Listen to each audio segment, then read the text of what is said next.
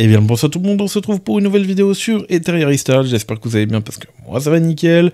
Aujourd'hui on se retrouve pour une nouvelle vidéo pour vous présenter tout simplement le jeu, ce que vous devez savoir sur ce jeu, voilà tout simplement. Donc comme d'hab avant de commencer cette vidéo, n'oubliez pas de liker, commenter et de vous abonner. Vous pouvez rejoindre mon Discord via la description et vous aurez tout simplement un CAPTCHA à compléter une fois arrivé. Et une fois que vous serez validé, vous pourrez du coup participer à la communauté. Et moi je vous laisse sur la vidéo pour visionnage à vous. Donc c'est parti, on va commencer, j'ai écrit plein de choses sur le côté et vous mentionnez à peu près toutes les choses par rapport à Etheria Restart. Vous aurez normalement une vidéo qui va tourner en fond où vous pourrez voir les personnages, divers personnages variés parce que le jeu est fermé actuellement où je tourne la vidéo, du coup il me faut des images, voilà. Du coup Etheria Restart est un RPG tactique complet et plutôt free-to-play friendly avec des limites honnêtes, voilà. On va pas se le cacher, voilà, il y a toujours la partie dans un gacha cash player ou pay to win, mais ça va, sur ce jeu ça se ressent pas trop. Et Etheria Restart est un RPG du coup au tour par tour dans un univers cyberpunk stylisé, un peu en mode manga et tout aussi. J'aime beaucoup le style, avec un gameplay stratégique et une vraie variété de modes, et comme beaucoup de jeux du genre, c'est un gacha, voilà. Donc oui, il est là pour faire de l'argent, mais il le fait sans écraser les joueurs free-to-play. C'est là que ça devient intéressant. Sur le long terme, vous allez de moins en moins ressentir cette pression en free-to-play et vous aurez la possibilité de rattraper pour ceux qui jouent souvent au jeu. Donc ce qui est un gros point positif pour Etheria Restart. Gacha, mais avec respect pour les joueurs, du coup, on ne va pas se mentir, le système gacha repose sur l'envie de collectionner et de tirer des personnages, stylés ou autres. Le jeu propose des achats et cherche à rentabiliser comme tous les jeux du genre, mais il reste raisonnable et offre une vraie place aux joueurs qui ne veulent pas ou peu dépenser. Voilà. Pas de 50-50 du coup sur les bannières. Si tu atteins la pity, c'est bien le personnage vedette que tu obtiendras. Tu as aussi une pity fixe et claire, voilà. Ensuite, tu peux accumuler pas mal de ressources gratuitement via les missions, les events, les connexions quotidiennes et tout. Donc beaucoup de méthodes, on récupère pas mal d'invocations en free-to-play. Ensuite, plusieurs personnages solides sont offerts simplement en jouant. Et en gros, oui, payer te fait avancer plus vite, mais si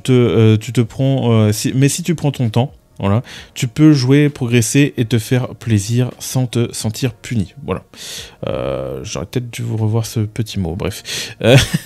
Du coup, un vrai contenu riche et varié. Donc on a pas mal de contenu sur le jeu aussi.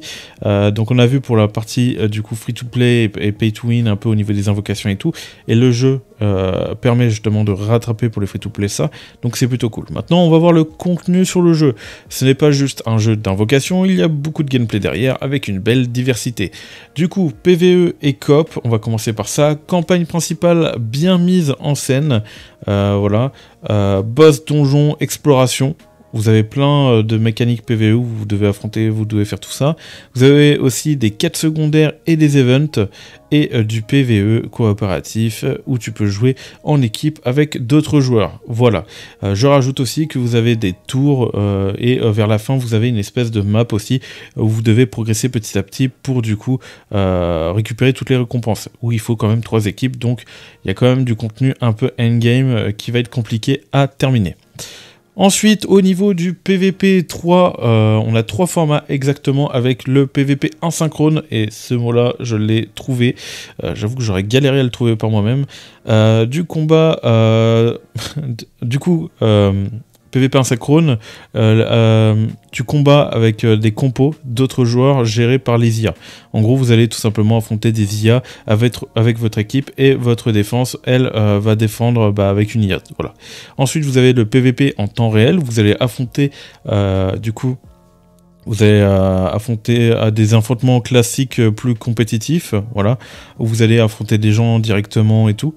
Et vous avez du coup le PVP en mode tournoi, 8 joueurs, format élimination direct, parfait pour ceux qui aiment la stratégie, la tension et du 1v1, vs1, vs1, vs1, vs1, vs1, vs1, excusez-moi, je suis parti trop loin. Bref, du coup, on passe à la suite. Donc au niveau du PVP, on a vraiment un peu tous les modes qui peuvent intéresser les joueurs justement de PVP. Et voilà. Donc le seul point que j'aimerais avoir sur le jeu, ce serait limite peut-être, pourquoi pas, un autre mode coopératif qui rajoute pour rendre un peu plus le contenu coopératif intéressant par rapport à ça. Ensuite, stratégie et personnalisation, tu construis ton équipe avec un animus, chacun avec des compétences uniques et le système de combat au tour par tour est profond, avec aussi des actions en temps réel pour ceux qui aiment intervenir plus directement. Voilà. Le seul point contraignant, c'est que il y a un point positif, c'est que déjà on a de l'auto, mais l'autre point, c'est que bon, à voir s'ils vont du coup faire ça pendant la sortie officielle, mais l'auto n'est pas assez poussé sur le jeu. Donc voilà. C'est le seul point négatif par rapport à ça. Ensuite, chaque perso peut être personnalisé à travers des modules, des compétences et des équipements. Il y a de quoi vraiment créer ta propre synergie. Donc vous avez vraiment une variété d'équipements, de shells, et vous découvrez ça parce que les shells, c'est comme une arme sur le personnage, mais ce sera plus une monture qui va vous rapporter des stats et tout. Et vous avez vraiment une variété d'équipements, de stuff et tout, de stratégies que vous pouvez faire qui est très très intéressant sur ce jeu. Donc voilà. Ensuite, résumé honnête par rapport à tout ça, c'est un gacha, oui, et il a un objectif commercial, mais il reste free-to-play friendly, pas de 50-50, ressources régulières, personnages offerts. Bon, personnages offerts. Voilà, c'est pas... Il y a un event qui permet quand même de récupérer un personnage et du coup un ticket SSR, donc oui, il y a des personnages offerts en soi. Gameplay solide avec beaucoup de contenu PvE, coop et PvP, donc on a de quoi faire. Voilà, et par la suite c'est que bénéfique parce que on a en plus un staff qui sont à l'écoute, et du coup si jamais on demande un truc et tout, il est peut-être possible qu'à l'avenir ils nous rajoutent des trucs, surtout que forcément ça n'est que le début du jeu, on aura forcément des rajouts par la suite. Et système de combat stratégique, ambiance travaillée et bonne option de personnalisation. Voilà, vous avez une bonne histoire et tout. Juste le petit point négatif que je trouvais par rapport à la bêta, c'est que les personnages parlaient trop là. C'est les personnages dans le menu ne parlent pas, enfin parlent de trop. Voilà, il n'y a pas grand chose à dire à part ça, mais bon, c'est bref. En tout cas, voilà. Pour ça, Eternia Restart, c'est donc un bon compromis, un gacha qui joue selon les règles du genre. Mais qui fait des efforts pour respecter les joueurs, ce qui est mieux, enfin ce qui est bien quoi là, qu'ils payent ou pas. Si tu aimes le RPG stratégique avec l'univers riche, ça mérite au moins d'y jeter un œil. Voilà. Voilà à peu près pour la présentation du jeu. Donc je n'ai plus rien à rajouter. Donc voici pour ce jeu, donc un jeu qui va être très intéressant au niveau stratégique, contenu compétitif ou autre. Je vous invite du coup vivement à le tester. Il sortira le 5 juin et du coup vous aurez des retours par rapport à cette vidéo. Normalement cette vidéo va sortir un peu avant la sortie du jeu. Donc si jamais voilà, vous savez que ça va sortir dans quelques jours. En tout cas, je vais vous laisser avec les 2 trailers à la fin, pour que vous puissiez avoir au moins un visuel sur Eternia Restart.